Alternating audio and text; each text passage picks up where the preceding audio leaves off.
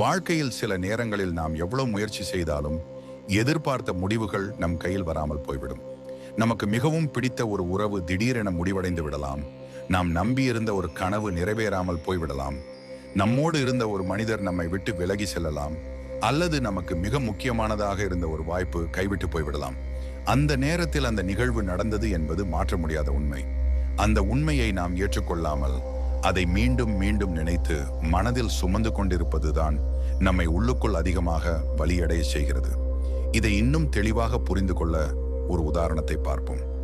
ஒரு மனிதன் தன் கையில் ஒரு கனமான பையை சுமந்து கொண்டு நீண்ட தூரம் நடந்து செல்கிறான் என்று நினைத்துக் கொள்ளுங்கள். ஆரம்பத்தில் அவனுக்கு அது பெரியதாக தெரியாது. ஆனால் நேரம் செல்ல செல்ல அவன் கைகள் வலிக்க ஆரம்பிக்கும், உடல் சோர்வடையும். அவன் அந்த பையை தரையில் வைத்துவிட்டால் உடனே இலகுவாக உணர்வான். அந்த பையின் எடை மாறவில்லை, ஆனால் அதை சுமந்து கொண்டிருந்ததுதான் அவனுக்கு வலியை ஏற்படுத்தியது. அதுபோல நம் வாழ்க்கையிலும் கடந்த நிகழ்வுகள் நடந்துவிட்டது என்றாலும் அதை நாம் மனதில் சுமந்து கொண்டிருக்கும் வரை அது நம்மை பாதிக்கிறது. இன்னொரு உதாரணம் பார்ப்போம். ஒரு மனிதன் கடலில் ஒரு படகை இயக்க முயற்சி செய்கிறான். ஆனால் அந்த படகின் நங்கூரம் கடலின் அடியில் உறுதியாக பதிந்திருக்கிறது. அவன் எவ்வளவு முயற்சி செய்தாலும் படகு நகராது. காரணம், அவன் படகை நகர்த்த முயற்சி செய்கிறான், ஆனால் நங்கூரம் அதை தடுத்து நிறுத்துகிறது. அதே போல நம்முடைய வாழ்க்கையிலும் கடந்த கால நினைவுகள், வலி, ஏமாற்றம் போன்றவை நம்முடைய மனதில் நங்கூரம் போல பதிந்திருக்கும் போது நாம் முன்னே செல்ல முடியாமல் தடைபடுகிறோம். நாம் எவ்வளவு முன்னேற முயற்சி செய்தாலும் அந்த நினைவுகள் நம்மை பின்னால் இழுத்துக்கொண்டே இருக்கும். ஒரு மனிதர் தனது வாழ்வில் ஒரு பெரிய தோல்வியை சந்தித்தார் என்று வைத்துக் கொள்ளுங்கள். அந்த தோல்வியை ஏற்றுக்கொண்டு முன்னேறினால் அது அவருக்கு ஒரு பாடமாக மாறும். ஆனால் அதையே மீண்டும் மீண்டும் நினைத்து நான் தோற்றவன், நான் எதற்கும் சரியில்லை என்று எண்ணிக்கொண்டே இருந்தால் அது அவருடைய தன்னம்பிக்கையை முழுவதுமாக அழித்துவிடும். அந்த தோல்வி ஒரு சம்பவம் மட்டுமே, ஆனால் அதை பிடித்து வைத்திருப்பதுதான் அந்த மனிதனின் வாழ்க்கையை பாதிக்கிறது. நாம் பல நேரங்களில் ஒரு உறவு முடிந்த பிறகும் அதை ஏற்றுக்கொள்ளாமல் அந்த நபரை நினைத்து வருந்திக் கொண்டே இருக்கிறோம். அவருடன் இருந்த நினைவுகளை மீண்டும் மீண்டும் நினைத்து இது நடந்திருக்க கூடாது என்று மனதில் போராடி கொண்டே இருக்கிறோம். ஆனால் உண்மை என்னவென்றால் அந்த உறவு முடிந்துவிட்டது. அதை மாற்ற முடியாது. அதை விடாமல் பிடித்து வைத்திருப்பதுதான் நம்மை உள்ளுக்குள் உடைத்துக் கொண்டிருக்கிறது. நம்முடைய மனம் ஒரு அறை போல. அந்த அறையில் பழைய பொருட்கள், தேவையற்ற குப்பைகள் நிரம்பி இருந்தால் புதிய பொருட்களுக்கு இடம் இருக்காது. அதே போல நம் மனதில் பழைய நினைவுகள், வலி, கோபம், ஏமாற்றம் ஆகியவற்றை நிரப்பிக் கொண்டிருந்தால் புதிய சந்தோஷம், புதிய அனுபவங்கள், புதிய வாய்ப்புகள் உள்ளே வர முடியாது. அந்த பழையவற்றை சுத்தம் செய்தால்தான் மனம் இலகுவாகி புதிய வாழ்க்கை தொடங்கும். ஒரு நதி ஓடிக்கொண்டே இருக்கும். அதன் வழியில் கற்கள் இருந்தாலும் அது அவற்றை எதிர்த்து நிற்காது. அது கற்களை சுற்றி ஓடி முன்னே செல்கிறது. அதனால தான் அது எப்போதும் புதிதாகவும் தூய்மையாகவும் இருக்கும். ஆனால் நாம் வாழ்க்கையில் வரும் தடைகளை பார்த்து நின்று விடுகிறோம். அவற்றை ஏற்றுக்கொள்ளாமல் எதிர்த்து நிற்கிறோம். அதனால் நம் முன்னேற்றம் தடைபடுகிறது. முடிவாக நம்மை வதைக்கிற விஷயம் அந்த சம்பவம் அல்ல, அதை நாம் விடாமல் பிடித்து கொண்டிருக்கிற மனநிலையே. நடந்ததை ஏற்றுக்கொண்டு அதை மனதில் இருந்து மெதுவாக விட கற்றுக்கொண்டால் நம் வாழ்க்கை இலகுவாக மாறும். நாம் முன்னே செல்ல முடியும், புதிய வாய்ப்புகளை காண முடியும் மற்றும் உண்மையான அமைதியை அனுபவிக்க முடியும். வாழ்க்கையின் உண்மையை ஆழமாக புரிந்து கொள்ள ஒரு சிறிய உதாரணத்தை மேலும் விரிவாக கவனிப்போம். நீங்கள் ஒரு நீண்ட தூரம் நடந்து செல்லும் பயணத்தில் இருக்கிறீர்கள் என்று கற்பனை செய்து கொள்ளுங்கள். அந்த பயணத்தின் தொடக்கத்தில் உங்கள் கையில் ஒரு கல் இருக்கிறது. ஆரம்பத்தில் அந்த கல் பெரிய சுமையாக தெரியாது. இது சாதாரண கல் தான், இதனால் என்ன பெரிய பிரச்சனை என்று நினைத்து நீங்கள் அதை எளிதாக பிடித்து கொண்டு நடக்க ஆரம்பிப்பீர்கள். அந்த சமயத்தில் உங்கள் மனமும் இலகுவாக இருக்கும், உங்கள் உடலும் சிரமம் இல்லாமல் இயங்கும். ஆனால் நேரம் செல்ல செல்ல நிலைமை மாறத் தொடங்குகிறது. 10 நிமிடங்கள் கழிந்ததும் உங்கள் கைகள் சற்று வலிக்க ஆரம்பிக்கும். நீங்கள் அதை பெரிதாக எடுத்துக்கொள்ளாமல் தொடர்கிறீர்கள். இன்னும் சில நேரம் கழிந்ததும் அந்த வலி அதிகரிக்கிறது. உங்கள் விரல்கள் சோர்வடைகின்றன, கைகளில் நடுக்கம் ஏற்படுகிறது. 1 மணி நேரம் கடந்த பிறகு அந்த கல் மிகுந்த பாரமாக உணரப்படுகிறது. இப்போது நீங்கள் அதை சுமப்பதற்காக கூடுதல் முயற்சி செய்ய வேண்டிய நிலை வருகிறது. உங்கள் உடல் சோர்வடைகிறது, உங்கள் கவனம் சிதறுகிறது, உங்கள் வேகம் குறைகிறது. ஒரு நாள் முழுவதும் அந்த கல்லை விடாமல் பிடித்து கொண்டு சென்றால் உங்கள் கைகள் முழுமையாக செயலிழக்கும் அளவுக்கு வலியடைந்துவிடும். சாதாரணமாக செய்யக்கூடிய செயல்களையும் செய்ய முடியாத நிலை உருவாகும். அந்த கல்லின் எடை ஆரம்பத்தில் இருந்ததைப் போலவேதான் இருக்கும். அது குறையவில்லை, அதிகரிக்கவில்லை. ஆனால் அதை நீங்கள் எவ்வளவு நேரம் பிடித்து கொண்டிருக்கிறீர்கள் என்பதுதான் உங்கள் வலியை அதிகப்படுத்துகிறது. இப்பொழுது ஒரு முக்கியமான கேள்வியை ஆழமாக சிந்திக்க வேண்டும். அந்த கல் உங்களை காயப்படுத்துகிறதா, அல்லது அதை நீங்கள் விடாமல் பிடித்து கொண்டிருப்பதுதான் உங்களுக்கு வலியை ஏற்படுத்துகிறதா? உண்மையில் அந்த கல் தனியாக உங்களை காயப்படுத்தவில்லை. அதை நீங்கள் நீண்ட நேரம் பிடித்து கொண்டிருப்பதால் தான் உங்கள் கைகள் சோர்வடைகின்றன, வலிக்கின்றன. அதையே நீங்கள் தரையில் வைத்துவிட்டால் உடனே உங்கள் கைகள் இலகுவாகிவிடும். அந்த நேரத்தில் தான் நீங்கள் உணர்வீர்கள், தேவையில்லாமல் நான் சுமந்திருந்தேன் என்று. நம் வாழ்க்கையும் இதே விதமாக செயல்படுகிறது. முடிந்து போன ஒரு காதல், நம்மை காயப்படுத்திய ஒரு வார்த்தை, நம்மால் எதிர்கொண்ட ஒரு தோல்வி, அல்லது தவறவிட்ட ஒரு வாய்ப்பு ஆகியவை அனைத்தும் அந்த கல்லை போன்றவை. அவை நடந்தது உண்மை. அந்த உண்மையை மாற்ற முடியாது. ஆனால் அவற்றை நாம் எப்படி அணுகுகிறோம் என்பதுதான் நம் வாழ்க்கையின் தரத்தை தீர்மானிக்கிறது. அந்த நிகழ்வுகளை ஏற்றுக்கொண்டு விட்டுவிட்டால் அவை நம்மை பாதிக்காது. ஆனால் அவற்றை மீண்டும் மீண்டும் நினைத்து மனதில் சுமந்து கொண்டே இருந்தால் அவை நம்மை உள்ளுக்குள் மெதுவாக உடைத்துவிடும். நாம் பல நேரங்களில் ஒரு சம்பவத்தை மட்டுமல்ல, அந்த சம்பவத்துடன் சேர்ந்த உணர்வுகளையும் சுமந்து கொண்டிருக்கிறோம். உதாரணமாக, ஒருவர் நம்மை காயப்படுத்தி இருந்தால் அந்த நபரின் நினைவும் அவர் சொன்ன வார்த்தைகளும் அந்த நேரத்தில் நாம் உணர்ந்த வலியும் எல்லாம் ஒன்றாக சேர்ந்து ஒரு பாரமாக மாறுகிறது. நாம் அந்த பாரத்தை மனதில் வைத்துக்கொண்டு வாழும்போது புதிய அனுபவங்களை முழுமையாக அனுபவிக்க முடியாமல் போகிறது. நம் சிந்தனை மீண்டும் மீண்டும் கடந்த காலத்திற்கே திரும்பி செல்கிறது. ஒரு மனிதர் தனது கையில் ஒரு கனமான பொருளை பிடித்துக்கொண்டு நீண்ட நேரம் அமர்ந்திருக்கிறார் என்று நினைத்துக் கொள்ளுங்கள். ஆரம்பத்தில் அது பெரிய பிரச்சனையாக தெரியாது. ஆனால் நேரம் செல்ல செல்ல அந்த கைகள் மரத்து போகும், சோர்வடையும், வலி அதிகரிக்கும். அருகில் இருப்பவர் அதை கீழே வைக்கலாமே என்று சொன்னால் அந்த மனிதர் இது என்னுடையது என்று பிடித்துக்கொண்டே இருப்பார். ஆனால் உண்மையில் அந்த பொருளை விடுவது அவனை காயப்படுத்தாது, மாறாக அவனுக்கு சுதந்திரம் தரும். அதே போல நம்முடைய வாழ்க்கையிலும் நாம் சில விஷயங்களை என்னுடையது என்று நினைத்து பிடித்துக் கொள்கிறோம். அது ஒரு உறவாக இருக்கலாம், ஒரு நினைவாக இருக்கலாம், அல்லது ஒரு பழைய வலியாக இருக்கலாம். ஆனால் அந்த என்னுடையது என்ற எண்ணமே நம்மை கட்டுப்படுத்துகிறது. அதை விடுவிக்காமல் இருக்கும் வரை நாம் முன்னே செல்ல முடியாது. ஒரு நதி எப்படி ஓடுகிறது என்று பாருங்கள். அது தன் வழியில் வரும் கற்களை எதிர்த்து நிற்காது, அவற்றுடன் சண்டை போடாது, அவற்றை பிடித்து கொள்ளவும் செய்யாது. அது கற்களை சுற்றி ஓடி தன் பாதையில் தொடர்ந்து முன்னே செல்கிறது. அதனால்தான் நதி எப்போதும் புதியதாகவும் சுத்தமாகவும் இருக்கும். அதுபோல நாமும் வாழ்க்கையில் வரும் தடைகளை ஏற்றுக்கொண்டு அவற்றை கடந்து செல்ல கற்றுக்கொள்ள வேண்டும். நாம் ஒரு தோல்வியை சந்திக்கும் போது அதை ஒரு முடிவாக நினைத்து விடுகிறோம். ஆனால் உண்மையில அது ஒரு பாடம். அந்த தோல்வியை பிடித்துக்கொண்டு நான் தோற்றவன் என்று நினைத்தால் அது நம்மை மேலும் கீழே இழுக்கும். ஆனால் அதை இது ஒரு அனுபவம் என்று ஏற்றுக்கொண்டால் அது நம்மை வளர்ச்சிக்கு கொண்டு செல்லும். மனதின் இயல்பு என்னவென்றால் அது பழைய நினைவுகளை மீண்டும் மீண்டும் நினைவூட்டும். அதனால் நாம் அந்த நினைவுகளை கட்டுப்படுத்த கற்றுக்கொள்ள வேண்டும். மனதில் வரும் ஒவ்வொரு எண்ணத்தையும் நாமே பிடித்து வைத்துக் கொள்ள வேண்டிய அவசியமில்லை. சில எண்ணங்கள் வரட்டும், போகட்டும். ஆனால் அவற்றை பிடித்து வைத்தால்தான் அவை நம்மை பாதிக்கும். இறுதியாக வாழ்க்கையில் அமைதி வேண்டும் என்றால் நாம் என்ன பிடித்து வைத்திருக்கிறோம் என்பதை கவனிக்க வேண்டும். நமக்கு தேவையில்லாத சுமைகளை மனதில் சுமந்து கொண்டிருந்தால் அவை நம்மை முன்னேற விடாது. அவற்றை அடையாளம் கண்டு மெதுவாக விட கற்றுக்கொண்டால் நம் மனம் இலகுவாகும், வாழ்க்கை தெளிவாகும், முன்னேற்றம் இயல்பாக வரும். விட்டு விடுவது என்பது நம்மால் ஏன் விட முடியல, நாம் ஏன் ஒரு விஷயத்தை விட முடியாமல் இருக்கிறோம் என்பதை இன்னும் ஆழமாக ஆராய்ந்தால் மனித மனதின் இயல்புகள் பல அடுக்குகளாக இருப்பதை புரிந்து கொள்ள முடியும். மேல்மட்டத்தில் பார்க்கும்போது அது ஒரு சாதாரண பற்றுதல் போல தெரிந்தாலும் உள்ளுக்குள் அது உணர்ச்சி, நினைவு, பயம் மற்றும் அடையாளம் ஆகியவற்றுடன் இணைந்திருக்கும். அதனால் தான் விடுவது எளிதாக தெரியாது. முதலாவதாக, பயம் என்பது மிக முக்கியமான அடிப்படை காரணம். ஒரு விஷயத்தை நாம் விட நினைக்கும் போது மனம் உடனடியாக ஒரு கேள்வியை எழுப்புகிறது. இதற்கு பிறகு என்ன என்ற கேள்விதான் நம்மை நிறுத்துகிறது. அந்த கேள்விக்கு தெளிவான பதில் இல்லாததால் நாம் பாதுகாப்பான வழியை தேர்வு செய்கிறோம். பாதுகாப்பான வழி என்பது நமக்கு பழக்கமான சூழ்நிலையில் தொடர்வது.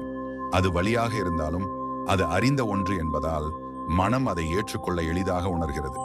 அறியாத ஒன்றை விட அறிந்த வலியே நமக்கு குறைவான ஆபத்தாக தோன்றுகிறது. இதுவே மனித மனதின் இயல்பு. இரண்டாவது, நம்முடைய நினைவுகள் மிக வலுவான தாக்கத்தை ஏற்படுத்துகின்றன. ஒரு உறவு, ஒரு அனுபவம் அல்லது ஒரு நிகழ்வு நம்மை ஆழமாக பாதித்திருந்தால் அந்த நினைவுகள் மனதில் அடையாளமாக பதிந்து விடுகின்றன. அந்த நினைவுகள் நேரம் கடந்தாலும் மறையாமல் மீண்டும் மீண்டும் தோன்றும் தன்மை கொண்டவை. குறிப்பாக உணர்ச்சியுடன் இணைந்த நினைவுகள் இன்னும் வலுவாக இருக்கும். அந்த நினைவுகளை மனம் பிடித்து வைத்துக் கொண்டு அவற்றை விட மறுக்கும். ஏனெனில் அவற்றை விடுவது என்பது அந்த அனுபவத்தை முழுமையாக ஏற்றுக்கொண்டு அதிலிருந்து விலக வேண்டும் என்பதை குறிக்கிறது. அது மனதுக்கு சுலபமான செயல் அல்ல. மூன்றாவது, மனிதன் தனது அடையாளத்தை பல நேரங்களில் வெளிப்புற விஷயங்களுடன் இணைத்துக் கொள்கிறான். நான் இந்த உறவுடையவன், நான் இந்த கனவுக்காக வாழ்கிறேன், நான் இதை சாதிக்க வேண்டும் என்ற எண்ணங்கள் ஒரு அடையாளத்தை உருவாக்குகின்றன. அந்த அடையாளம் தான் நம்மை நிலைநிறுத்துகிறது என்று நமக்கு தோன்றுகிறது. அந்த அடையாளம் மாறினால் நாமும் மாறிவிடுவோமோ என்ற அச்சம் உருவாகிறது. அதனால் தான் நாம் அந்த விஷயங்களை விட மறுக்கிறோம். உண்மையில் அந்த அடையாளம் நிலையானது அல்ல, அது சூழ்நிலைக்கு ஏற்ப மாறக்கூடியது. ஆனால் மனம் அதை நிரந்தரமாக வைத்துக்கொள்ள முயல்கிறது. நான்காவது, நம்பிக்கை மற்றும் எதிர்பார்ப்பு. ஒரு விஷயம் நல்லதாக மாறும் என்ற நம்பிக்கை நமக்குள் இருக்கும்போது அதை விடுவது கடினமாகிறது. இன்னும் ஒரு வாய்ப்பு கிடைத்தால் இது சரியாகிவிடும் என்ற எண்ணம் நம்மை தொடர்ந்து அதில் வைத்திருக்கிறது. அந்த எதிர்பார்ப்பு சில நேரங்களில் நம்மை முன்னேற்றமடைய விடாமல் தடுத்து நிறுத்துகிறது. உண்மை நிலைமை தெளிவாக இருந்தாலும் நம்பிக்கை என்ற பெயரில் நாம் அதை மறுக்கிறோம். ஐந்தாவது, சமூகம் மற்றும் சுற்றுப்புற தாக்கம். நம்மை சுற்றியுள்ளவர்கள் நம்முடைய முடிவுகளை நேரடியாகவோ மறைமுகமாகவோ பாதிக்கிறார்கள். சில நேரங்களில் அவர்கள் சொல்வது, இதை விடாதே, இது உனக்கானது போன்ற வார்த்தைகள் நம்மை இன்னும் பற்றி கொள்ள தூண்டும். சில நேரங்களில் மாறாக, நீ ஏன் இதை இன்னும் பிடித்திருக்கிறாய் என்ற கேள்விகள் நம்மை குழப்பத்தில் ஆழ்த்தும். இந்த வெளிப்புற தாக்கங்கள் நம்முடைய உள்ளார்ந்த முடிவை பாதிக்கின்றன. ஆறாவது, சுய மதிப்பு குறித்த எண்ணம். சிலர் ஒரு விஷயத்தை விடுவது தங்களுடைய தோல்வியாக கருதுகிறார்கள். நான் இதை விடுவிட்டால் நான் தோற்றுவிட்டேன் என்ற எண்ணம் உருவாகிறது. இதனால் அவர்கள் விடாமல் பிடித்து வைத்துக் கொள்கிறார்கள். ஆனால் உண்மையில விடுவது என்பது தோல்வி அல்ல, அது ஒரு புரிதல். அந்த புரிதல் தான் வளர்ச்சிக்கான அடையாளம். இன்னும் ஆழமாக பார்த்தால் மனம் கடந்த கால அனுபவங்களின் மீது நம்பிக்கையை வைத்திருக்கிறது. ஒரு விஷயம் முன்பு வேலை செய்திருந்தால் அது மீண்டும் வேலை செய்யும் என்று நினைக்கிறது. அதே நேரத்தில் புதிய மாற்றங்கள் ஆபத்தாக தோன்றுகின்றன. இதனால் மனம் மாற்றத்தை ஏற்க தயங்குகிறது. இந்த தயக்கம்தான் விட முடியாத நிலையை உருவாக்குகிறது. இவை அனைத்தும் சேர்ந்து ஒரு மனிதன் ஒரு விஷயத்தை விட முடியாமல் இருக்க காரணமாகின்றன. இது வெறும் ஒரு காரணம் அல்ல, பல காரணங்களின் கூட்டுத்தொகை. பயம், பழக்கம், அடையாளம், நம்பிக்கை, சமூக தாக்கம் மற்றும் சுய மதிப்பு ஆகியவை அனைத்தும் இணைந்து ஒரு வலுவான பற்றுதலை உருவாக்குகின்றன. இதனை புரிந்து கொண்டால் நாம் விட முடியாததற்கான காரணம் அந்த விஷயம் அல்ல, நம்முடைய மனதின் உள்ளமைப்பே என்பதை உணர முடியும். அந்த உணர்வு வந்துவிட்டால் மெதுவாக அந்த பற்றுதலை தளர்த்த தொடங்கலாம். விடுவது என்பது உடனடி செயல் அல்ல, அது ஒரு புரிதல் மூலம் இயல்பாக உருவாகும் நிலை. அந்த நிலையை அடையும் போது மனம் சுதந்திரம் அடைகிறது. வாழ்க்கை இலகுவாக மாறுகிறது. வாழ்க்கை எப்படி ஓடுது? ஒரு நதியின் ஓட்டத்தை ஆழமாக கவனித்தால் வாழ்க்கை எப்படி இருக்க வேண்டும் என்பதற்கான ஒரு தெளிவான பாடம் கிடைக்கும். ஒரு நதி ஒருபோதும் நின்று விடாது. அது தன்னுடைய பாதையில் தொடர்ந்து ஓடிக்கொண்டே இருக்கும். அதன் வழியில் கற்கள் இருந்தாலும், மலைகள் இருந்தாலும், தடைப்பட்ட பகுதிகள் இருந்தாலும் அது அவற்றுடன் சண்டை போடாது. அந்த கற்களை எதிர்த்து நின்று போராடுவதும் இல்லை, அவற்றை மாற்ற முயற்சிப்பதும் இல்லை. மாறாக அந்த கற்களை சுற்றி அவற்றை கடந்து தன் பயணத்தை தொடர்கிறது. அந்த இயல்புதான் நதியை எப்போதும் முன்னோக்கி நகரச் செய்கிறது. நதியின் இந்த நடத்தை மிகவும் இயற்கையானது. அது தன்னுடைய ஓட்டத்தை நிறுத்தாமல் வரும் தடைகளை ஒரு பகுதியாக ஏற்றுக்கொள்கிறது. ஒரு கல் அதன் வழியில் வந்தால் அந்த கல்லை அகற்ற முயற்சிப்பதில்லை. அந்த கல்லை மையமாக கொண்டு தன் திசையை சற்று மாற்றிக்கொள்கிறது. சில இடங்களில் அதன் பாதை சற்று வளைந்து செல்லும், சில இடங்களில் குறுகும், சில இடங்களில் விரியும். ஆனால் எந்த சூழ்நிலையிலும் அது தன் ஓட்டத்தை நிறுத்தாது. இதுவே அதன் அழகும் அதன் சக்தியுமாகும். இந்த தொடர்ச்சியான ஓட்டம் காரணமாகத்தான் நதி தூய்மையாக இருக்கும். நீண்ட நேரம் நின்று கொண்டிருக்கும் நீரில் அழுக்கு சேரும். ஆனால் ஓடிக்கொண்டே இருக்கும் நீர் தன்னை தானே சுத்தப்படுத்திக் கொள்கிறது. அதே போல் நதி தன் பாதையில் பல இடங்களை கடந்து செல்லும் போது அது பல அனுபவங்களை சேர்த்துக் கொள்கிறது. அந்த அனுபவங்கள் அதை மேலும் வளப்படுத்துகின்றன. அதனால் தான் நதி பார்க்க அழகாகவும் உணர்வதற்கு சுதந்திரமாகவும் இருக்கிறது. இப்போது நம் வாழ்க்கையை இதனுடன் ஒப்பிட்டு பார்த்தால் ஒரு வித்தியாசம் தெளிவாக தெரியும். நாம் பல நேரங்களில் நதியைப் போல ஓடுவதற்கு பதிலாக ஒரு இடத்தில் நின்று விடுகிறோம். ஒரு பிரச்சனை வந்தால் அதை எதிர்த்து சண்டை போட முயல்கிறோம். ஒரு அனுபவம் நம்மை காயப்படுத்தினால் அதை தொடர்ந்து நினைத்து அதிலேயே சிக்கிக் கொள்கிறோம். முன்னே செல்ல வேண்டிய நேரத்தில் அந்த பிரச்சனையை மீண்டும் மீண்டும் மனதில் கொண்டு வந்து நிற்கிறோம். இதனால் நம் மனம் சுமையால் நிரம்புகிறது. ஒரு கல்லை நதி ஏற்றுக்கொண்டு அதன் வழியில் செல்லும் போது அது அந்த கல்லை ஒரு தடையாக அல்ல, ஒரு பகுதியாக பார்க்கிறது. ஆனால் நாம் ஒரு தடையை சந்திக்கும் போது அதை முழுமையாக அகற்ற வேண்டும் என்று நினைக்கிறோம். அது நடக்காத போது நம்முள் கோபம், ஏமாற்றம் மற்றும் மன அழுத்தம் உருவாகிறது. இந்த உணர்வுகள் தான் நம்மை நின்றுவிடச் செய்கின்றன. நதி போல நாமும் ஓட கற்றுக்கொண்டால் இந்த சுமைகள் குறையும். நதி எதையும் பிடித்து வைத்துக் கொள்வதில்லை, அது சென்ற இடத்திலிருந்து விடுவித்து விடுகிறது. ஆனால் நாம் பல விஷயங்களை பிடித்து வைத்துக் கொள்கிறோம். ஒரு வார்த்தை, ஒரு நிகழ்வு, ஒரு நினைவு, இவை அனைத்தையும் மனதில் வைத்துக்கொண்டு அவற்றை மீண்டும் மீண்டும் நினைக்கிறோம். இதனால் நம் மனம் ஒரே இடத்தில் சிக்கிக் கொள்கிறது. அந்த சிக்கல் தான் நம் வாழ்க்கையில் முன்னேற்றத்தை தடுக்கிறது. ஒரு நதி தன் பாதையில் எவ்வளவு தடைகளை சந்தித்தாலும் அது தன் இலக்கை நோக்கி நகர்வதை நிறுத்தாது. அது மெதுவாக இருந்தாலும் சரி, வேகமாக இருந்தாலும் சரி, அதன் பயணம் தொடர்கிறது. அதுபோல நாமும் வாழ்க்கையில் வரும் தடைகளை ஒரு பகுதியாக ஏற்றுக்கொண்டு நம்முடைய பயணத்தை தொடர வேண்டும். தடைகளை எதிர்த்து நின்று போராடுவதை விட அவற்றை கடந்து செல்லும் திறனை வளர்த்துக் கொள்ள வேண்டும். நதி ஓடும் போது அதன் சத்தம் ஒரு அமைதியை தருகிறது. அந்த ஓட்டத்தில் ஒரு ஒழுங்கு இருக்கிறது, ஒரு சமநிலை இருக்கிறது. அதுபோல நம் வாழ்க்கையிலும் ஒரு ஓட்டம் இருக்க வேண்டும். அந்த ஓட்டம் தடைபட்டால் மனம் குழப்பமடையும். அந்த ஓட்டத்தை மீண்டும் இயல்பாக மாற்ற வேண்டும் என்றால் நாம் பிடித்து கொண்டிருக்கும் விஷயங்களை விட கற்றுக்கொள்ள வேண்டும். நதி எதற்கும் எதிராக செல்லாது, அது தன் இயல்பில் நகர்கிறது. அதனால் தான் அது எளிமையாகவும் அழகாகவும் சுதந்திரமாகவும் இருக்கிறது. நாமும் நம் வாழ்க்கையில் வரும் மாற்றங்களை எதிர்க்காமல் அவற்றை ஏற்றுக்கொண்டு முன்னேறினால் நம் வாழ்க்கையும் அதே போல அமைதியாகவும் சமநிலையுடனும் இருக்கும். இறுதியாக நதி நமக்கு ஒரு முக்கியமான பாடத்தை கற்பிக்கிறது. வாழ்க்கையில் எல்லாவற்றையும் கட்டுப்படுத்த முடியாது. சில விஷயங்களை விட வேண்டியதும் இருக்கும், சிலவற்றை ஏற்றுக்கொள்ள வேண்டியதும் இருக்கும். அந்த இயல்பை புரிந்து கொண்டு நம்மை நாமே இலகுவாக்கி கொண்டால் நாமும் நதியைப் போல சுதந்திரமாக ஓட முடியும். ஞானியுடன் உரையாடல். ஒரு இளைஞன் தனது மனதில் ஏற்பட்ட பாரத்தை தாங்க முடியாமல் ஒரு ஞானியை சந்திக்க செல்கிறான். அவன் முகத்தில் சோர்வு தெரிகிறது, கண்களில் குழப்பமும் உள்ளுக்குள் அடக்கி வைத்திருக்கும் வலியும் வெளிப்படுகிறது. ஞானியை பார்த்ததும் அவன் மெதுவாக பேசத் தொடங்குகிறான். என் மனசு ரொம்ப பாரமா இருக்கு, என்ன நடந்தாலும் நான் முன்னேற முடியல, எதையும் சரியாக செய்ய முடியாத மாதிரி தோன்றுது, கடந்த கால நினைவுகள் என்னை விடாமல் பிடிச்சிருக்குது என்று தன் நிலையை விளக்குகிறான். அவனுடைய குரலில் நம்பிக்கை குறைந்திருப்பது தெளிவாக தெரிகிறது. அந்த ஞானி அவனை அமைதியாக பார்த்து அவன் சொல்வதை முழுமையாக கேட்டு முடிக்கிறார். எந்த அவசரமும் இல்லாமல், எந்த குற்றச்சாட்டும் இல்லாமல் அவன் மனநிலையை புரிந்து கொள்ள முயல்கிறார். பின்னர் ஞானி ஒரு டம்ளர் தண்ணீரை எடுத்து அவனிடம் கொடுக்கிறார். இந்த டம்ளரை பிடித்து கொண்டு நில் என்று மெதுவாக சொல்கிறார். இளைஞன் எதையும் கேள்வி கேட்காமல் அந்த டம்ளரை கையில் பிடித்துக் கொள்கிறான். முதலில் சில நிமிடங்கள் வரை அது சாதாரணமாக தோன்றுகிறது. 5 நிமிடங்கள் கடந்ததும் அவன் கையில் எந்த பெரிய மாற்றமும் தெரியவில்லை. ஆனால் ஞானி அவனை கவனித்து அமைதியாக இருக்கிறார். சிறிது நேரம் கழித்து அவன் கைகள் மெதுவாக சோர்வடைய ஆரம்பிக்கின்றன. எடை மிக அதிகமாக இல்லை என்றாலும் அதை தொடர்ந்து பிடித்திருப்பதால் கை வலிக்க தொடங்குகிறது. 1 மணி நேரம் கடந்தால் அந்த வலி மேலும் அதிகரிக்கிறது. கையில் நடுக்கம் ஏற்படுகிறது, விரல்கள் இறுக்கமாகி பிடிப்பு கஷ்டமாகிறது. ஒரு முழு நாளும் அந்த டம்ளரை விடாமல் பிடித்திருந்தால் என்ன ஆகும் என்று ஞானி அவனை கற்பனை செய்ய சொல்கிறார். அந்த நிலை வந்தால் கைகள் முழுமையாக செயலிழந்துவிடும், சாதாரணமாக செயல்பட முடியாது.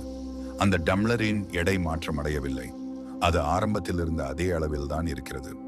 ஆனால் அது எவ்வளவு நேரம் பிடித்துக் கொண்டிருக்கிறோம் என்பதுதான் வலியின் அளவை அதிகரிக்கிறது. இதை பார்த்து ஞானி இளைஞனிடம் ஒரு முக்கியமான உண்மையை சொல்கிறார்.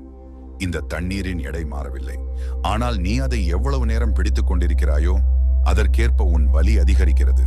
வாழ்க்கையில் நாம் சுமக்கும் சுமைகளும் இப்படித்தான். அவற்றின் எடை மாறுவதில்லை, ஆனால் நாம் அவற்றை எவ்வளவு நேரம் மனதில் வைத்திருக்கிறோம் என்பதுதான் நம்மை பாதிக்கிறது. இந்த உதாரணத்தை கேட்டு இளைஞன் மெதுவாக புரிந்து கொள்ளத் தொடங்குகிறான். ஞானி தொடர்ந்து விளக்குகிறார். ஒரு விஷயத்தை 1 நிமிடம் நினைத்தால் அது ஒரு பாடமாக மாறும். அந்த பாடம் நம்மை வழிநடத்தும். ஆனால் அதையே 1 மணி நேரம், 1 நாள் அல்லது தொடர்ந்து மீண்டும் மீண்டும் நினைத்து கொண்டே இருந்தால் அது கவலையாக மாறும். அந்த கவலை நம்மை சோர்வடைய செய்யும். அதே விஷயத்தை 1 வருடம் அல்லது அதற்கும் மேலாக மனதில் சுமந்து கொண்டிருந்தால் அது துன்பமாக மாறிவிடும். அப்பொழுது அது நம்மை உள்ளுக்குள் மெதுவாக உடைக்க ஆரம்பிக்கும். அந்த வித்தியாசம் மிகவும் முக்கியமானது. ஒரு அனுபவம் நமக்கு எப்படி இருக்கும் என்பது அந்த அனுபவத்தின் கால அளவையும் அதை நாம் எப்படி கையாள்கிறோம் என்பதையும் பொறுத்தது. ஆரம்பத்தில் அது ஒரு சாதாரண அனுபவம் மட்டுமே, ஆனால் அதை விடாமல் பிடித்து வைத்துக் கொண்டால் அது ஒரு பாரமாக மாறுகிறது. அந்த பாரமே நம்முடைய முன்னேற்றத்தை தடுக்கிறது. இளைஞன் அந்த நிமிடத்தில் ஒரு ஆழமான உண்மையை உணர்கிறான். அவன் தன் மனதில் சுமந்து கொண்டிருந்த விஷயங்கள் அனைத்தும் அவனை காயப்படுத்தியவை அல்ல. அவன் அவற்றை விடாமல் பிடித்திருந்ததே அவனுடைய வலிக்கு காரணம் என்பதை புரிந்து கொள்கிறான். அந்த புரிதல் அவனுக்குள் ஒரு மாற்றத்தை உருவாக்குகிறது. ஞானி இறுதியாக அவனிடம் கூறுகிறார், வாழ்க்கை என்பது பிடித்துக் கொள்வது அல்ல, புரிந்து கொண்டு விடுவிப்பது. நீ எதை எவ்வளவு நேரம் மனதில் வைத்திருக்கிறாயோ அதுவே உன் வாழ்க்கையின் உணர்வை நிர்ணயிக்கும். விட கற்றுக்கொண்டால் நீ சுதந்திரமாக முன்னேற முடியும். இந்த வார்த்தைகள் இளைஞனின் மனதில் ஆழமாக பதிகின்றன. அவன் மெதுவாக அந்த டம்ளரை கீழே வைக்கிறான். அந்த நிமிடத்தில் அவன் கைகள் இலகுவாகிறது. அவனுடைய முகத்தில் ஒரு அமைதி தெரிகிறது. அதுவே அவனுடைய மனதிலும் ஒரு மாற்றம் ஏற்பட்டதை காட்டுகிறது. உண்மையான மாற்றம். நம் ஒரு விஷயத்தை உண்மையாக விட்டுவிட்டால் வாழ்க்கையில் ஏற்படும் மாற்றங்கள் மிகவும் ஆழமானவை. இது உடனடியாக பெரிய மாற்றமாக தெரியாமல் இருக்கலாம், ஆனால் மெதுவாக உள்ளுக்குள் ஒரு நிலையான மாற்றம் உருவாகத் தொடங்கும். அந்த மாற்றம்தான் நம்முடைய வாழ்க்கையின் திசையை மாற்றும் சக்தி கொண்டது. முதலில் மன அமைதி இன்னும் ஆழமாக உருவாகும். நாம் கடந்த கால நினைவுகளை, காயங்களை, வருத்தங்களை மனதில் சுமந்து கொண்டிருந்தால் மனம் எப்பொழுதும் அதையே சுற்றி சுழலும். அந்த சுழற்சி நம்மை சோர்வடைய செய்கிறது. ஆனால் நாம் அந்த சுமைகளை விடத் தொடங்கும் போது மனம் மெதுவாக இலகுவாகிறது. அந்த இலகுத்தன்மை ஒரு அமைதியை உருவாக்குகிறது. அந்த அமைதி வெளிப்புற சூழ்நிலைகளால் வருவதல்ல, அது உள்ளிருந்து வரும் அமைதி. அந்த நிலை வந்துவிட்டால் சிறிய பிரச்சனைகளும் பெரியதாக தோன்றாது. மனம் சமநிலையில் இருக்கும். இரண்டாவது, புதிய வாய்ப்புகள் நம் வாழ்க்கையில் இயல்பாக தோன்றத் தொடங்கும். நாம் பழைய சிந்தனைகளிலும் பழைய பழக்கங்களிலும் சிக்கி இருந்தால் நம் பார்வை குறுகியதாக மாறிவிடும். புதியவற்றை கவனிக்க முடியாது. ஆனால் நாம் பழையவற்றை விடும்போது நம் கவனம் விரிவடைகிறது. புதிய மனிதர்கள், புதிய சூழ்நிலைகள், புதிய எண்ணங்கள் நம்மை நோக்கி வரும். இது திடீரென நிகழ்வது போல தோன்றினாலும் உண்மையில் நாம் உருவாக்கிய இடம்தான் அந்த வாய்ப்புகளுக்கு வழியமைக்கிறது. ஒரு கையில் பிடித்ததை விட்டுவிட்டால்தான் அந்த கையில் புதியதை ஏற்றுக்கொள்ள முடியும். மூன்றாவது, நம்மை நாமே ஏற்றுக்கொள்ளும் உணர்வு வலுவாகிறது. பலர் தங்கள் கடந்த கால தவறுகளை நினைத்து தங்களை குறை கூறிக்கொண்டிருப்பார்கள். அந்த குறை உணர்வு அவர்களின் நம்பிக்கையை குறைக்கும். ஆனால் நாம் விட கற்றுக்கொண்டால் அந்த குறை உணர்வு மெதுவாக குறைகிறது. நான் தவறு செய்தேன், அது ஒரு அனுபவம் என்று ஏற்றுக்கொள்ளும் மனநிலை உருவாகிறது. அந்த ஏற்றுக்கொள்ளுதல் நம்மை நம்முடன் சமாதானப்படுத்துகிறது. மற்றவர்களின் கருத்துக்களுக்கு அதிகமாக சார்ந்திருக்காமல் நம்முடைய மதிப்பை நாமே உணரத் தொடங்குகிறோம். அதுவே உண்மையான சுய அன்பின் அடையாளம். நான்காவது, நம்முடைய சிந்தனை தெளிவாகிறது. கடந்த கால சுமைகள் மனதில் இருந்தால் முடிவெடுப்பதில் குழப்பம் இருக்கும். ஒரு முடிவை எடுக்கும் போது பழைய அனுபவங்கள், பயங்கள், சந்தேகங்கள் எல்லாம் சேர்ந்து மனதை குழப்பும். ஆனால் நாம் அந்த சுமைகளை விடும்போது மனம் சுத்தமாகி தெளிவாக சிந்திக்க முடியும். அந்த தெளிவு நம்மை சரியான முடிவுகளை எடுக்க உதவுகிறது. வாழ்க்கையின் ஒவ்வொரு நிலையிலும் தெளிவு மிக முக்கியமானது. அது இருந்தால் தவறான பாதைகளை தவிர்க்க முடியும். ஐந்தாவது, உண்மையான வளர்ச்சி தொடங்குகிறது. வளர்ச்சி என்பது வெளிப்புற வெற்றியால் மட்டும் வருவதல்ல, அது உள்ளார்ந்த மாற்றத்தாலும் வருகிறது. நாம் பழைய பழக்கங்களை, பழைய எண்ணங்களை விடாமல் இருந்தால் நம்முடைய வளர்ச்சி தடைபடும். ஆனால் அவற்றை விடும்போது புதிய கற்றல், புதிய அனுபவங்கள் நம்மை வளர்க்கும். ஒவ்வொரு விடுதலும் ஒரு இடத்தை உருவாக்கும். அந்த இடத்தில்தான் புதிய திறன்கள், புதிய வாய்ப்புகள் உருவாகும். இதுவே வளர்ச்சியின் இயல்பு. ஆறாவது, உணர்ச்சிகளின் கட்டுப்பாடு மேம்படுகிறது. நாம் கடந்த காலத்தில் சிக்கியிருந்தால் சிறிய விஷயங்களும் பெரிய உணர்ச்சி எதிர்வினைகளை உருவாக்கும். ஆனால் நாம் விட கற்றுக்கொண்டால் அந்த உணர்ச்சிகள் நம்மை கட்டுப்படுத்தாது. நாம் உணர்ச்சிகளை கவனித்து அவற்றை புரிந்து கொண்டு சமநிலையில் வைத்துக் கொள்ள முடியும். இதனால் மனம் அமைதியாகவும் நிலையாகவும் இருக்கும். இன்னும் ஆழமாக பார்த்தால் விடுவது என்பது ஒரு இழப்பு அல்ல, அது ஒரு மாற்றம். அந்த மாற்றம் நம்மை பழைய நிலையிலிருந்து புதிய நிலைக்கு கொண்டு செல்கிறது. நாம் எதை பிடித்துக் கொண்டிருக்கிறோம் என்பதை விட எதை விடுகிறோம் என்பதே நம்முடைய வாழ்க்கையின் தரத்தை தீர்மானிக்கிறது. பழைய சுமைகளை விடும்போது நாம் நம்முடைய உண்மையான திறனை வெளிப்படுத்த முடியும். முடிவாக விடுவது என்பது தன்னம்பிக்கையுடன் எடுக்கப்படும் ஒரு தீர்மானம். அது நம்மை பலவீனப்படுத்தாது, மாறாக வலிமையாக்கும். நாம் பிடித்துக் கொண்டிருக்கும் விஷயங்களை விடும் அந்த நிமிடத்தில்தான் நம் வாழ்க்கையில் புதிய அத்தியாயம் தொடங்குகிறது. அந்த அத்தியாயம் அமைதி, தெளிவு, வளர்ச்சி மற்றும் சுதந்திரம் ஆகியவற்றால் நிரம்பியதாக இருக்கும். எப்படி விடுவது? ஒரு விஷயத்தை விடுவது என்பது ஒரே ஒரு முடிவால் நிகழும் செயல் அல்ல. அது மனதின் பழக்கங்களை மாற்றும் ஒரு பயிற்சி. அந்த பயிற்சியை ஆழமாக புரிந்து கொண்டு தொடர்ந்து செயல்படுத்தினால் மட்டுமே உண்மையான விடுதலை கிடைக்கும். இப்போது அந்த 5 நடைமுறை வழிகளை இன்னும் விரிவாக பார்ப்போம். முதலில் ஏற்றுக்கொள்வது. நடந்ததை மாற்ற முடியாது என்பதை உணர்ந்து அதை மனதார ஏற்றுக்கொள்ள வேண்டும். பலர் உண்மையை ஏற்றுக்கொள்ளாமல் இது நடக்காமல் இருந்திருக்க வேண்டும் என்று மனதில் தொடர்ந்து எதிர்ப்பை வைத்திருப்பார்கள். அந்த எதிர்ப்பு தான் மனசின் சுமையை அதிகரிக்கிறது. ஏற்றுக்கொள்வது என்பது உடனே எல்லாவற்றையும் சரி என்று சொல்வது அல்ல, நடந்தது நடந்துவிட்டது என்பதை உணர்ந்து அதற்கு எதிராக போராடுவதை நிறுத்துவது. இந்த நிலை வந்துவிட்டால் மனம் அமைதியாக சிந்திக்கத் தொடங்கும். ஏற்றுக்கொள்வது மனதின் முதல் கதவை திறக்கும். இரண்டாவது, உணர்வுகளை வெளிப்படுத்துவது. மனதில் இருக்கும் உணர்வுகளை அடக்கி வைத்தால் அவை மெதுவாக அழுத்தமாக மாறும். அந்த அழுத்தம் கோபம், வருத்தம், பதட்டம் போன்ற வடிவங்களில் வெளிப்படும். அதனால் மனதில் இருப்பதை வெளிப்படுத்துவது அவசியம். தனியாக அமைதியான இடத்திலிருந்து அழுவது கூட ஒரு நல்ல வெளியீடு. எழுதுவது இன்னும் சிறந்த வழி. மனதில் என்ன இருக்கிறதோ அதை எழுதினால் அது தெளிவாக வெளிப்படும். பேசுவது, நம்பிக்கையான ஒருவரிடம் பகிர்வது கூட உதவும். உணர்வுகளை வெளியே விடும்போது மனம் சுத்தமாகி இலகுவாகும். மூன்றாவது, மன்னிக்கும் மனநிலை. மன்னிப்பு என்பது ஒரு முடிவெடுக்கும் செயல். நம்மை காயப்படுத்தியவர்களை மன்னிக்க முடியாமல் இருந்தால் அந்த நினைவுகள் மீண்டும் மீண்டும் நம்மை பாதிக்கும். மன்னிப்பது என்பது அவர்கள் செய்ததை சரி என்று ஏற்றுக்கொள்வது அல்ல, அது அந்த நிகழ்வை நம்மை கட்டுப்படுத்தாமல் விடுவிப்பது. அதேபோல் நம்மையே மன்னிக்க கற்றுக்கொள்ள வேண்டும். நாம் செய்த தவறுகளை நினைத்து நம்மை குற்றம் சாட்டி கொண்டே இருந்தால் நம்மால் முன்னேற முடியாது.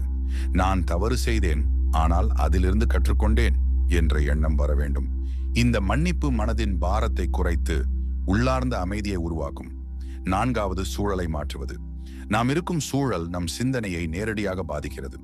ஒரே இடத்தில் ஒரே மனிதர்களுடன் ஒரே பழக்கங்களில் இருந்தால் பழைய நினைவுகள் மீண்டும் மீண்டும் எழும். அதனால் சூழலை மாற்றுவது மிகவும் பயனுள்ளதாக இருக்கும். புதிய இடங்களுக்கு செல்வது, புதிய மனிதர்களை சந்திப்பது, புதிய செயல்களில் ஈடுபடுவது, புதிய பழக்கங்களை உருவாக்குவது ஆகியவை மனதை மாற்ற உதவும். சூழல் மாறும்போது மனமும் இயல்பாக மாறும். பழைய நினைவுகளின் தாக்கம் குறைந்து புதிய அனுபவங்கள் அதிகரிக்கும். ஐந்தாவது, நிகழ்காலத்தில் வாழ்வது.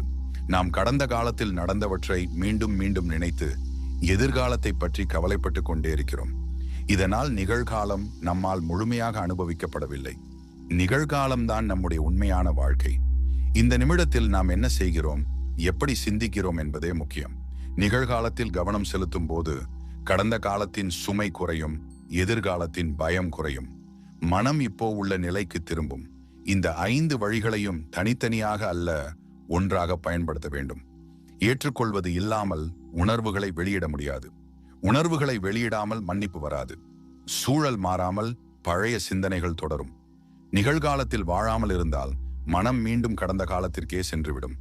அதனால் இந்த அனைத்தும் ஒரே பாதையில் இணைந்து செயல்பட வேண்டும். விடுவது என்பது மனதின் ஒரு மாற்றம். அந்த மாற்றம் மெதுவாக உருவாகும். ஒரே நாளில் முழுமையாக மாற வேண்டும் என்ற எதிர்பார்ப்பு இருந்தால் அது ஏமாற்றத்தை தரும். ஆனால் சிறிய சிறிய முயற்சிகள் தினமும் தொடர்ந்தால் மனம் தானாகவே பழகிவிடும். ஒவ்வொரு முறையும் ஒரு நினைவை விடும்போது, ஒரு உணர்வை வெளிப்படுத்தும் போது, ஒரு மன்னிப்பை அளிக்கும் போது, ஒரு சூழலை மாற்றும் போது, ஒரு நிமிடத்தில் நிகழ்காலத்தில் வாழும் போது நாம் நம்மை விடுதலை நோக்கி நகர்த்துகிறோம். இந்த பயணத்தில் முக்கியமானது பொறுமை. மனம் பழைய பழக்கங்களில் இருந்து வெளியே வர நேரம் எடுக்கும். அந்த நேரத்தை நாம் நம்மளுக்கே கொடுக்க வேண்டும். நம்மை நாமே புரிந்து கொண்டு நம்முடன் மென்மையாக நடந்து கொண்டால் விடுவது ஒரு போராட்டமாக இல்லாமல் இயல்பான ஒரு வாழ்க்கை முறையாக மாறும். நீங்கள் உங்கள் வாழ்க்கையை ஒரு கப்பலாக கற்பனை செய்து கொள்ளுங்கள். அந்த கப்பல் கடலில் பயணம் செய்யும் போது அது முன்னே செல்ல வேண்டுமெனில் அதன் நங்கூரம் உயர்த்தப்பட்டிருக்க வேண்டும். ஆனால் பல நேரங்களில் நம் வாழ்க்கையில் அந்த நங்கூரம் கடந்த காலத்தில் பதிந்திருக்கும். நடந்த நிகழ்வுகள், அனுபவங்கள், வலிகள், தோல்விகள் அனைத்தும் அந்த நங்கூரம் போல நம்மை ஒரு இடத்தில் நிறுத்தி வைத்திருக்கின்றன. நாம் முன்னே செல்ல முயன்றாலும் உள்ளுக்குள் ஏதோ ஒன்று நம்மை பின்னால் எடுத்து கொண்டே இருக்கும். ஒரு கப்பல் நங்கூரம் நீரில் இறக்கப்பட்டால் அது நிலைத்திருக்கும். ஆனால் அந்த நங்கூரம் உயர்த்தப்பட்டவுடன் கப்பல் தனது பயணத்தை சுதந்திரமாக தொடரும். அதுபோல நாமும் கடந்த காலத்தில் சிக்கிக் கொண்டிருந்தால் நம்மால் முன்னேற முடியாது. அந்த நினைவுகளை, அந்த பாரங்களை, அந்த உணர்வுகளை நாமே உயர்த்திவிட வேண்டும். அது ஒரு முடிவு. அந்த முடிவு எடுத்த நிமிடத்தில் தான் நம் வாழ்க்கை நகரத் தொடங்கும். இன்றைக்கு இந்த நிமிடத்தில் உங்கள் மனதில் என்ன பாரம் இருக்கிறது என்று ஒரு நிமிடம் நின்று சிந்தியுங்கள். நீங்கள் சுமந்து கொண்டிருக்கும் அந்த நினைவுகள், கவலைகள், வருத்தங்கள், கோபங்கள் அனைத்தையும் கவனியுங்கள். அவற்றை அடையாளம் காணுங்கள். பின்னர் மெதுவாக உங்களுக்குள் சொல்லுங்கள், நான் இதை விடுகிறேன் என்று. அந்த வார்த்தையை உண்மையாக உணர்ந்து சொல்லும்போது மனதில் ஒரு மாற்றம் உருவாகும். அந்த மாற்றம்தான் உங்கள் சுதந்திரத்தின் தொடக்கம். வாழ்க்கை உங்களை நிறுத்தி வைக்கவில்லை, உங்கள் சிந்தனைகளும் பற்றுதல்களும் தான் உங்களை நிறுத்தி வைத்திருக்கின்றன. அவற்றை விடும்போது உங்கள் பயணம் இயல்பாக தொடரும். நீங்கள் எவ்வளவு லேசாக ஆகிறீர்களோ அவ்வளவு வேகமாக முன்னேற முடியும். மனதில் சுமை குறையும் போது முடிவுகள் தெளிவாகும், செயல்கள் சுலபமாகும், வாழ்க்கை அமைதியாகும். இந்த செய்தி உங்களுக்கு உண்மையில் உதவியாக இருந்தால் அதை உங்கள் வாழ்க்கையில் பயன்படுத்த தொடங்குங்கள். உங்களை நீங்கள் மாற்றிக்கொள்ளும் அந்த முதல் படியை எடுத்து வையுங்கள். அந்த மாற்றம்தான் உங்கள் எதிர்காலத்தை உருவாக்கும். இறுதியாக, வாழ்க்கையின் உண்மை மிகவும் எளிமையானது. பிடித்துக் கொள்வதில் சிக்கல் இருக்கிறது, விடுவதில் தான் சுதந்திரம் இருக்கிறது. நீங்கள் எதை பிடித்திருக்கிறீர்கள் என்பதை விட எதை விடுகிறீர்கள் என்பதே உங்கள் வாழ்க்கையின் உண்மையான மாற்றத்தை தீர்மானிக்கும். விடுவது கற்றுக்கொண்டால் வாழ்க்கை உங்களை தானாகவே முன்னே கொண்டு செல்லும்.